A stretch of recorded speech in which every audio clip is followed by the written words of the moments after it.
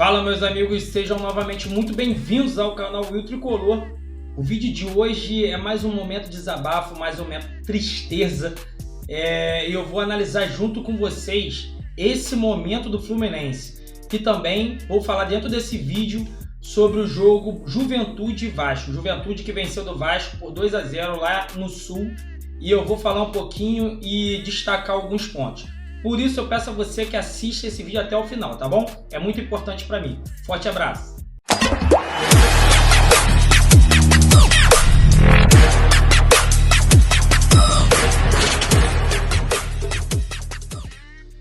Primeiro ponto que eu quero destacar desse vídeo de hoje é em relação à matéria que foi publicada pelo GE.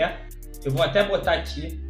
Sobre a longevidade do Fernando Diniz à frente do Fluminense. Ele que bateu aí o técnico que ficou mais tempo dentro desse século XXI, que foi o Abel Braga. Fernando Diniz está à frente do Fluminense desde maio de 2022 e de lá para cá ele conquistou o Campeonato Carioca, conquistou Taça Guanabara, Recopa, Libertadores. O Fluminense fez um ótimo futebol, lindo futebol 2022, 2023 e agora 2024 está apagando tudo o que ele fez. Tudo o que ele fez. De que adianta o Fernando Diniz nos trazer felicidade por um certo momento, mas no momento de tristeza, um momento difícil, um momento de dificuldade, ele não demonstra nenhuma mudança, nenhuma inteligência, nenhuma humildade para reconhecer que a situação está completamente ruim, mas muito ruim mesmo. Eu como torcedor, você como torcedor, tenho certeza que está mentalmente esgotado. Esgotado. E como é que nós vamos para o Maracanã domingo? Se Deus quiser, eu estarei lá.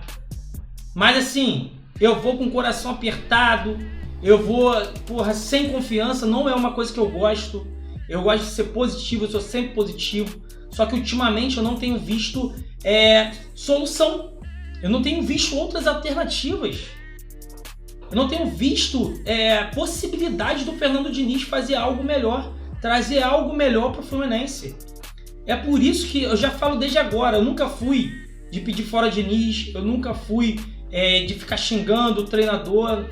Eu sempre defendia, muito pelo contrário, eu sempre defendi. Mas hoje eu já quero dizer que agora acabou o tempo do Fernando Diniz no Fluminense. Por mim ele pode ir embora. Ele pode ir embora, depois da derrota de ontem ele já poderia ter ido embora. Só que se vai ficar para o Fla-Flu, que seja a última chance. Que seja a última chance dele à frente do Fluminense. É isso que eu peço, Mário Bittencourt, é isso que eu peço, Fred, Paulo Angione, que seja a última chance. Só que também não dá para colocar a culpa toda só no Fernando Diniz. Que a culpa também é da diretoria, a culpa é dos jogadores demais. Que tá uma sonolência tremenda. Até quero fazer uma observação de que ontem, no jogo de ontem, Fluminense e Cruzeiro, teve um pouquinho de melhora de vontade. O time correu um pouco mais. Um pouco. A gente estava tendo atuações negativas, ridículas. Ontem nós tivemos atuação ruim. Ou seja, ficamos menos piores. Então assim, tem muita coisa para melhorar. Com os jogadores que tem no elenco, não dá para brigar lá em cima na tabela. Não dá para não sofrer no Campeonato Brasileiro. O que é Renato Augusto e Douglas Costa? O que esses dois estão fazendo no Fluminense? Renato Augusto e Douglas Costa, saiam do Fluminense, porra. Saiam do Fluminense. Não tem condições alguma de vocês dois estarem atuando com a camisa do Fluminense. Pelo amor de Deus. O Renato Augusto se arrasta dentro de campo. O Douglas Costa parece uma bola de cocô correndo dentro de campo. O cara, totalmente se arrastando. Errando tudo que é passe. Errando passe de 2 metros. Douglas, o que ele produziu ontem? Mas é aí que eu boto a culpa no Diniz. Porque ele escalou o Douglas Costa. O Renato Augusto era uma das poucas alternativas que ele tinha para armar jogada. Mas ele tinha o Terãs no meio de campo que poderia ter entrado junto com o Renato Augusto de titular. Ou seja, barrava o Douglas Costa. Entendeu? Barrava o Douglas Costa. Esse cara não tem como mais, porra. Pra time nenhum. Eu espero, porra, eu até aconselho qualquer time do Brasil de não querer nada com ele. Acabou o futebol do Douglas Costa, acabou. O que ele tinha de forte era habilidade e velocidade. Se o cara perdeu a velocidade, esquece. Acabou. Entendeu? Acabou. Que ele não tem técnica, não tem qualidade. Porra, muito ruim, muito horroroso. Horroroso. Eu, quando ele veio, eu falei assim, é um teste, né? Até porque ele veio como produtividade, contrato de produtividade. Então se ele não tá produzindo nada, tchau. Rompe o contrato. Porra, vai esperar mais o quê? Vai esperar mais o quê? E o que eu peço à diretoria é para trazer jogadores no meio do ano. Não tem condições de continuar com o time, com o elenco assim. Não tem. Você olha pro banco, não vê ninguém que possa fazer uma mudança no jogo. Porra, que é isso, cara? Que porra é essa? Dentro dessa análise do jogo de ontem, eu quero fazer 3 fortes observações. Pedir para você ter atenção nisso, que eu vou falar agora. Eu vou compartilhar com vocês vídeos de alguns pontos que eu achei muito importantes. Já vou expressar aqui quais são esses pontos e depois eu boto a imagem para vocês, para já direcioná-los a visualizarem. O Renato Augusto errou várias saídas de bola. O Renato Augusto se arrastou dentro de campo, como eu já falei. O Fluminense continuou com aquela toqueira lá atrás, ridícula, medonha. E quem que estava fazendo aquela saída de bola lá atrás? Renato Augusto. Renato Augusto. Teve um lance que ele largou no pé do jogador do Cruzeiro, que teve grande oportunidade. Ficou de frente pro gol. Obviamente fora da área. Mas foi um erro grotesco, porra. Um erro que poderia ter sido fatal. Fatal. O Douglas Costa errou diversas jogadas. Tentou dar de letra, errando passe, ocasionando um contra-ataque. Errou passes pro lado assim, cara, absurdos. Absurdos. O Douglas Costa ele foi simplesmente engolido pelo Marlon. Por Marlon. O cara que não teve nem oportunidade no Fluminense, que todos achavam ruim, ele engoliu o Douglas Costa. Ele engoliu o Douglas Costa e no início do jogo ele teve diversas oportunidades. Uma, inclusive, muito clara de gol, que ele não estava impedido. Isso por quê? Porque o Marquinhos ele tinha que ir para o ataque e voltar para defender. Marquinhos não é lateral, Fernando Diniz. O Marquinhos não é lateral. Por que insiste nessa merda? Ele é atacante. Ele sim poderia estar lá no lugar do Douglas Costa. O Calegari ter entrado desde o início do jogo. Você tinha diversas coisas para fazer ali. Você escolheu a pior. Você escolheu a pior alternativa. O Douglas Costa, como não cobria o Marquinhos, não ajudava o Marquinhos a defender, o Marquinhos estava tomando bola nas costas toda hora. Lá ele. Bola nas costas toda hora. E uma dessas foi a entrada do Marlon na área sozinho com o Fábio. Sozinho. Só que em diagonal o Marlon chutou mal e a bola foi para fora. Outro ponto. O Antônio Carlos já havia dado essa impressão para mim no lance em que o Calegari perdeu a bola, ocasionando um contra-ataque. Antônio Carlos acompanhando o jogador numa lentidão. Tipo assim, não parecia que ele estava se esforçando, cara. Parecia que ele estava ali trotando só para dizer que foi marcar. Se ele tivesse dado velocidade, vontade, ele chegava na bola antes do cara. O cara tem 3 metros de perna. Como pode o cara ser lento assim? Se botar o Nenê para correr do lado dele, o Nenê ganha da velocidade. E o ponto que eu vou botar no vídeo também do Antônio Carlos é no lance do segundo gol. Se vocês observarem, o Antônio Carlos larga a marcação. Antes do Willian chutar, ele podia ter chegado para empressar a bola com o Willian. Ele preferiu diminuir a velocidade e deixar o cara chutar. Que porra é essa, Antônio Carlos? Onde você aprendeu a ser zagueiro assim, porra? Se você aprendeu assim, volta para onde você aprendeu, porra. Vai brincar com o Mickey lá na Disney. Vaza, irmão. Não dá mais, porra. Não dá mais. Mário Bittencourt, o Fred, o Paulo Angione, vocês estão contando com o Thiago Silva defender, mais jogada e fazer gol? Vocês estão contando com isso? Não é possível, cara. Não é possível. Até quando? Porra, até quando?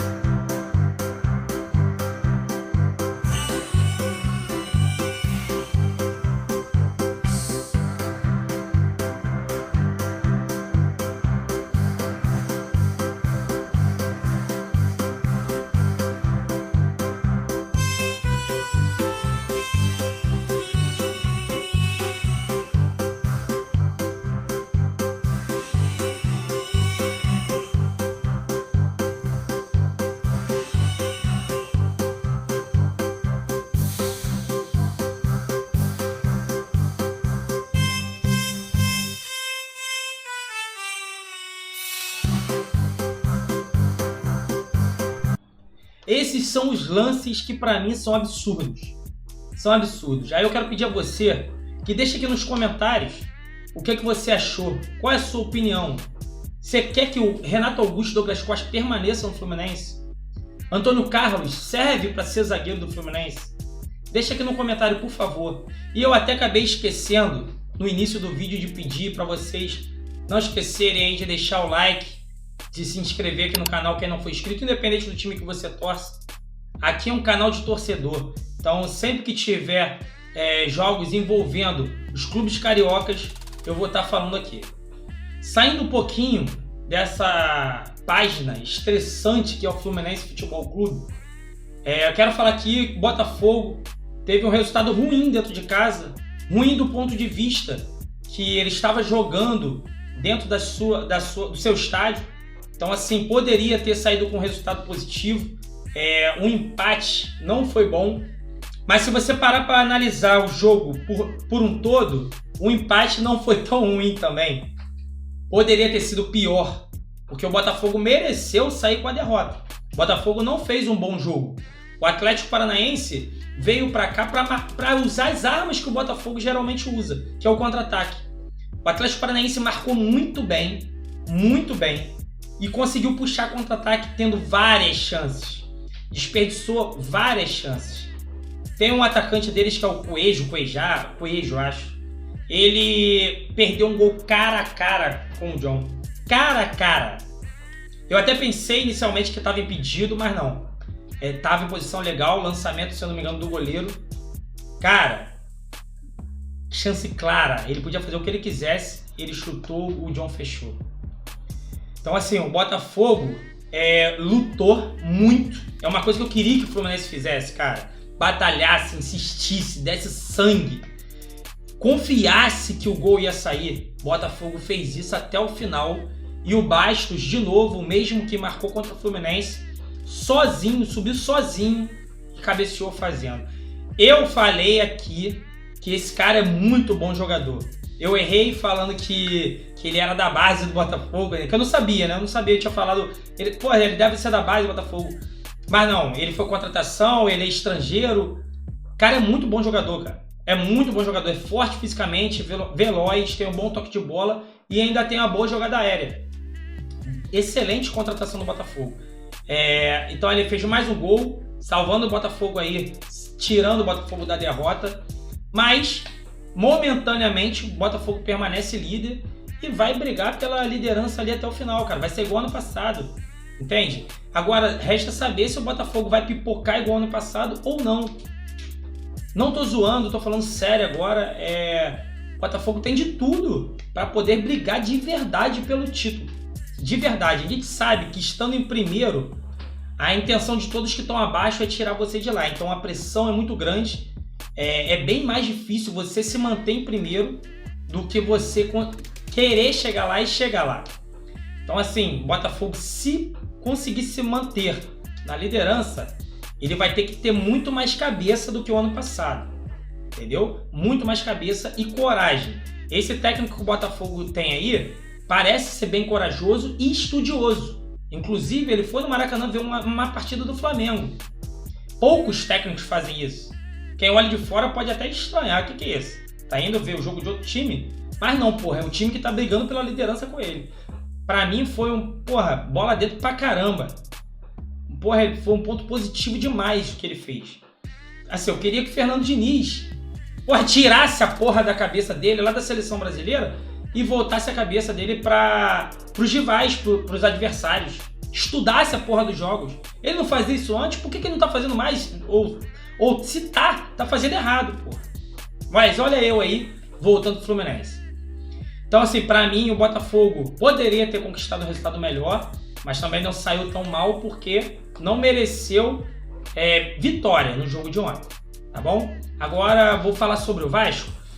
O Vasco que iniciou bem a partida lá contra o Juventude, mas depois que sofreu o gol, ele caiu muito de produção. O Vasco tomou um gol lindo, lindo. Porra, um chute lindo de fora da área, do volante ali do Juventude. Mas quando o Vasco tomou esse gol, o time desmoronou, parece até o Fluminense ali.